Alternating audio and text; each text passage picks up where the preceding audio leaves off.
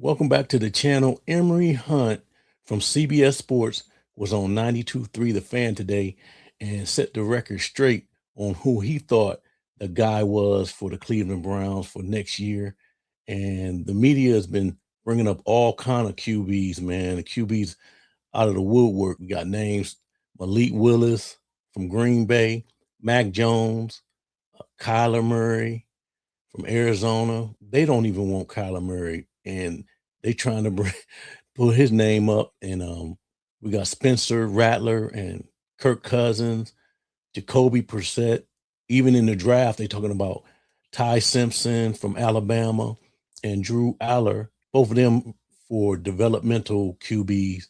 But Emory Hunt, he also talked about Shedeur Sanders in the process of the draft because he's one of the draft gurus, and he gave his take on what he thought about next year and how Shedeur did this past year. He gave some information on what he thought the Browns should do as far as the draft is concerned. So let's take a listen to Emory Hunt. We go out to the Make It Right Call Kyle Wright hotline. Emory Hunt, he's joined us in the past. He's of CBS Sports, owner of Football Game Plan. He joins us here on The Fan. Hello, Emory. How you doing today? I'm doing fine, man. I appreciate you guys bringing me on as always. No, it's always a pleasure to talk to you. I know you're deep into your combine coverage as you guys are getting things ready over there at Football Game Plan. I know you have the your draft mock-ups and everything like that. You can pre-order and all that. But I want to do a quick thing on the Browns before we get into the combine and some of the draft preview stuff. I know you're a big Shedeur guy. I'm a big Shedeur guy as well. Where do you sit right now in regards to Shedeur and where the Browns are at the quarterback spot, not only heading into the draft, but also with some of these other names that keep popping up, and then obviously the prospect of Shedeur keeping the job? I think Shedeur is the guy. It's always fascinating when, we said this before, where if guys had Shedeur Sanders as QB1 or QB2 or a top 40 quote-unquote talent all throughout 2024 up until April 30th, 2025, then what changed just because he went in the fifth round? So he is still the talent that you thought he was. And it's cool that he got out there and got those starts in 7 games, 7 weeks of first team reps. They went 3-4 in those starts. They should have been 5-2. I'm looking at that Bills game and I'm looking at that doggone Titans game. So if they're 5-2 going into the offseason, you feel pretty good, especially winning against the Steelers and Bengals and how they won both of those games. To close out the season, you'll be feeling pretty good considering the context around Shedeur is that when he got out there to start, he was essentially out there with an NFL Europe roster. There were times I couldn't know if I was watching the Browns or the Barcelona Dragons. So, but all the guys that were out with injury.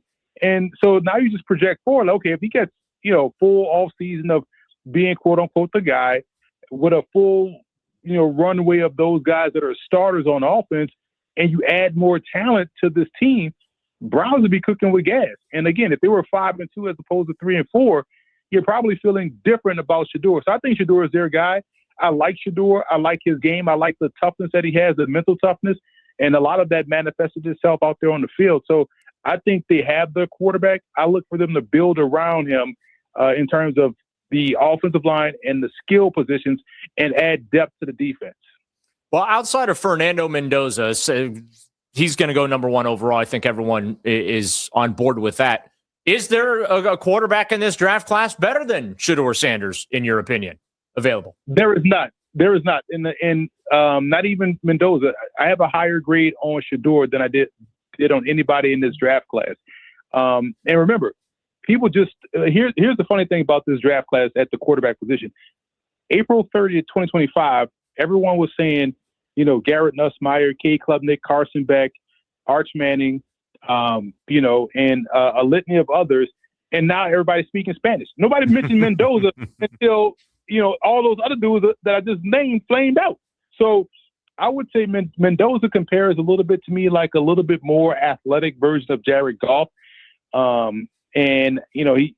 like his game. I think he's more, and I said this before, and people thought it was a hot take, but it's not necessarily to me. I think he's more of a second round talent. Now, that doesn't mean he can't go in round 1, or in this case, the number 1 overall pick.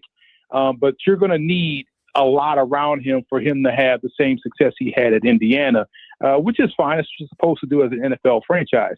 But there's no quarterback in this class that's better than what the Browns currently have on their roster.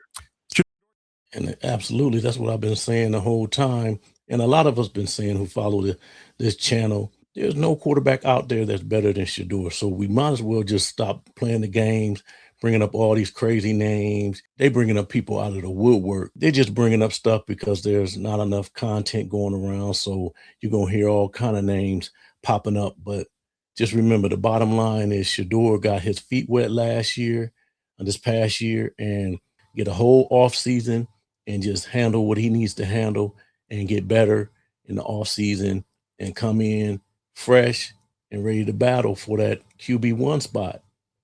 Let's continue. Or didn't throw at the combine last year. He got a lot of flack for it. Mendoza's not throwing at the draft this year. Should Mendoza be taking some flack for that as well then? But he gives great interviews, though, man. I mean, it's just so loving. Like, of course, he shouldn't be taking flack because Shedeur shouldn't have taken flack last year. And this is not new. We've seen these quarterbacks not throw, and I don't blame him for not throwing. You have nothing to lose. You have a lot to lose and nothing to gain. Mm-hmm. So if you're Fernando Mendoza, it's not like he's trying to be a top 5 pick. You're projected number 1 overall.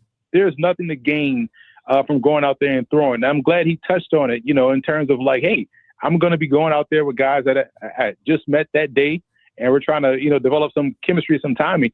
Now, it's a great opportunity for everyone else behind Mendoza to make a name for themselves, because I feel like QB2 is up for grabs here in Indy. Although I have Taylor Green as my QB2 in this draft class, the kid out of Arkansas that plays a lot like Randall Cunningham, Colin Kaepernick, Vince Young, and worked with Bobby Petrino for the last 2 years. That's someone I think in a setting like this will have a huge showing in terms of how he runs, how he throws, and just his makeup as a quarterback.